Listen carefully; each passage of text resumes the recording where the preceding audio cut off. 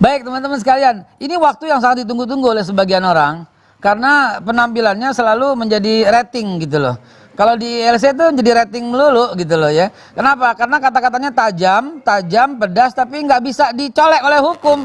Bukan soal kebal hukum, no beneran, ini serius. Bukan soal kebal hukum, tapi karena jauh daripada dungu, jauh sekali daripada dungu, sehingga nggak bisa dicolek gitu loh. Kenapa? Karena betul-betul apa ya? Kalau kata orang Betawi bilang letter luck-nya kayak begitu gitulah.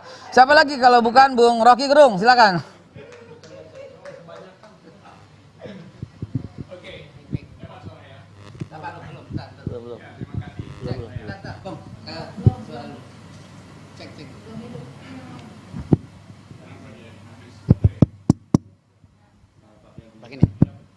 Bukan, karena berbahaya yang bicara. Jadi harus ada masalah dulu sebentar.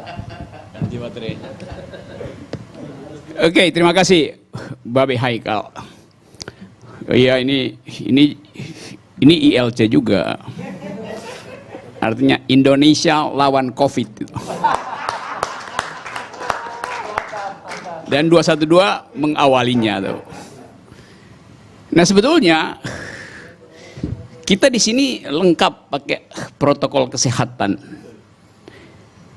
Tapi kita tuntut lebih dari itu. Kita ingin ada protokol bernegara. Dan itu yang tidak disiapkan oleh kepala negara tuh. Karena itu kita perlu guru-guru untuk mengajar cara bernegara. Tadi Refli Harun telah mulai itu di bidang hukum. Ihsanuddin Nursi juga adalah guru protokol bernegara di bidang kebijakan ekonomi. Dan seluruh keterangan hari ini menunjukkan bahwa kita sebetulnya ada dalam kecemasan karena protokol bernegara dilanggar sendiri oleh kepala negara itu. Karena berbagai kebijakan tidak bisa diuji, diselundupkan melalui hukum, diselundupkan melalui kebijakan ekonomi yang tidak punya dasar berpikir. Itu yang disebut sebagai kebijakan negara yang ugal-ugalan. Jadi itu soalnya. Apa itu kebijakan negara ugal-ugalan? Tolong wawancara Ihsanuddin Nursi setelah ini. Apa itu protokol negara? Itu seluruhnya yang diterangkan oleh Habib Rizik tadi. Pak Rizik Sihab menerangkan dengan bagus asal-usul kita bernegara dihubungkan dengan problem hari ini.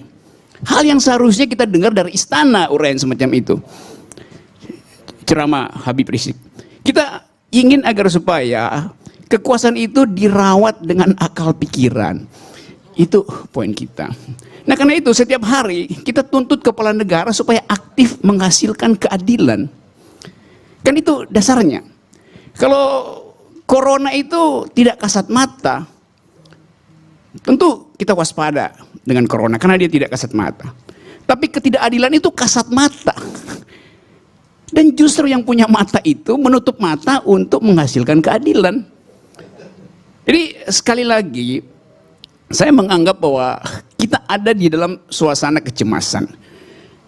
Tadi Habib Rizik menerangkan bahwa tidak ada yang perlu dicemaskan kalau kita punya peradaban persahabatan dengan satu istilah tadi, ukhuwah, yang sifatnya global, antar bangsa, yang di dalam bangsa, dan yang berakar pada agama tuh. Nah, bagaimana mungkin menurunkan baliho-baliho akhlak itu kalau baliho-baliho itu dipasang di langit? Siapa yang mau memanjat langit? Ada satu hal lagi tuh supaya lengkap. Seluruh pikiran hari ini diikuti di YouTube. Ribuan orang ikuti YouTube.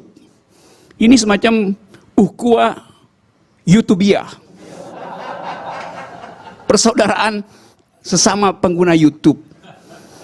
Jadi saya ingin sebetulnya mengucapkan selamat datang di tempat di mana akal sehat masih bisa dioperasikan.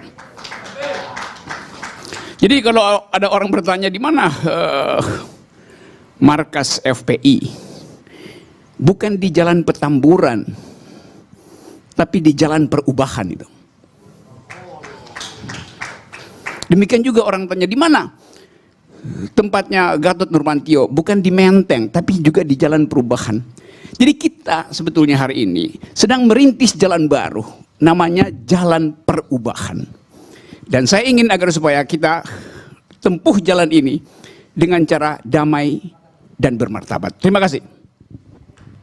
Saya ada satu gelitik gitu loh. Di antara semua yang hadir dan semua peserta Zoom, cuma satu yang disebut namanya oleh Bung Rocky, yaitu Pak Gatot Nurmantio. Apa artinya setelah ini harus Pak Gatot Nurmantio dulu? Ya, sebaiknya supaya tersambung. Nyambung ya. Dan saya yakin